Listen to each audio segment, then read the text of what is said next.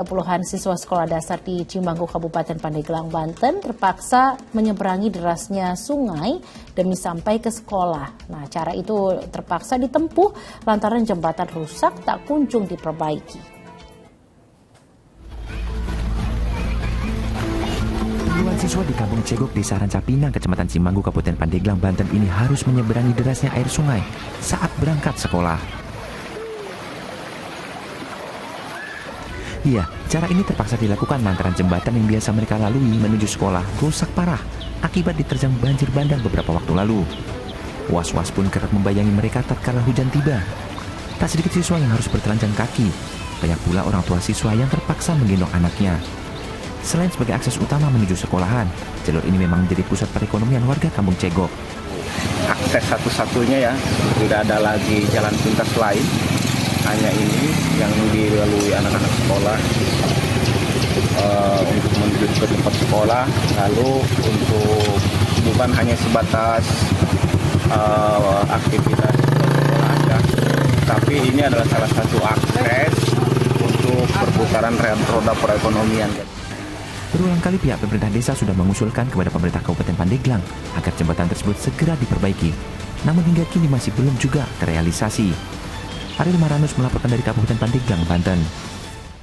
Masya Allah, niatnya anak-anak itu untuk menuntut ilmu patut kita contoh dan kita acungi jempol. Dan semoga perhatian dari Pemkot setempat ini bisa segera membangun jembatan sebagai akses penghubung jalan dan bisa terwujud agar anak-anak dengan mudah menuju sekolah tanpa rintangan yang membahayakan. Nah Ustaz, ini kan perjuangan anak-anak menuju sekolah itu kan bentuk dari kesungguhan mereka nih dalam menuntut ilmu.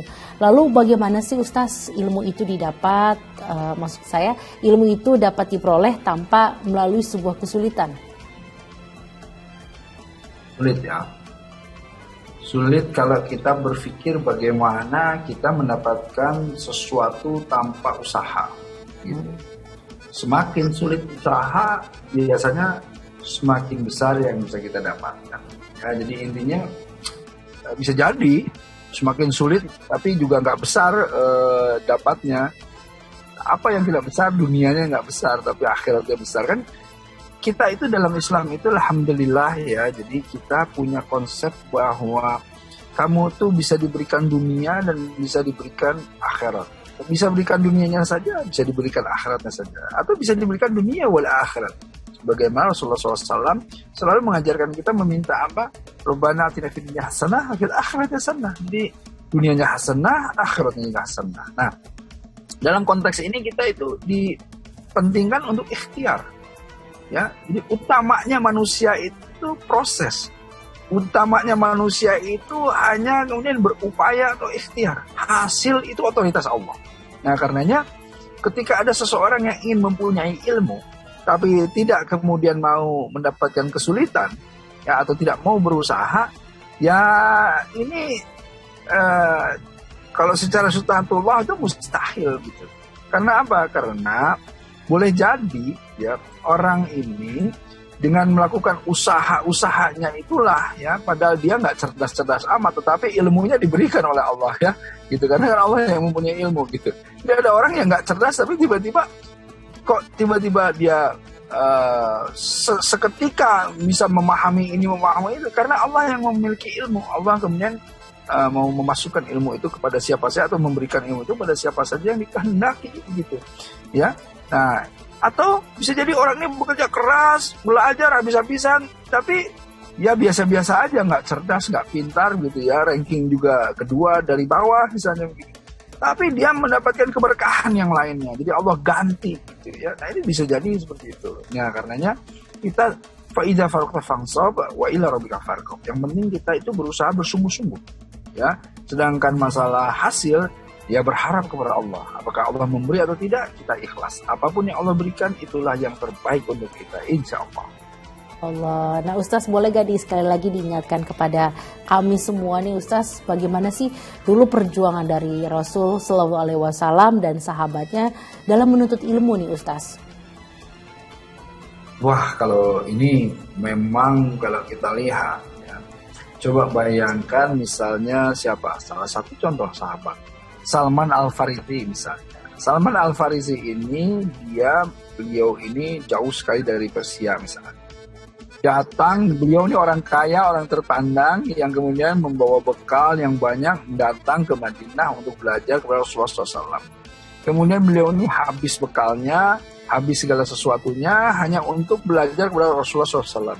Jadilah beliau ini ahlus sufah, artinya yang tidur di lorong-lorong masjid, yang menggunakan baju-baju seadanya dan lain-lain. Itu hanya untuk menuntut ilmu. Ya, ada orang yang datang dari jauh, ya seperti Uwais Al-Qarni misalnya, datang berlelah-lelah tapi nggak ketemu Rasul. Ya, sampai akhirnya beliau menunggu, tetapi beliau nggak bisa lama menunggu, harus pulang karena mengurusi ibunya. Nah, beliau ingin ketemu Rasulullah, ingin mendapatkan berkah, ingin mendapatkan ilmu dari Rasulullah, tapi nggak ketemu. Ya, ini tabi'ut disebutkan. Gitu ya.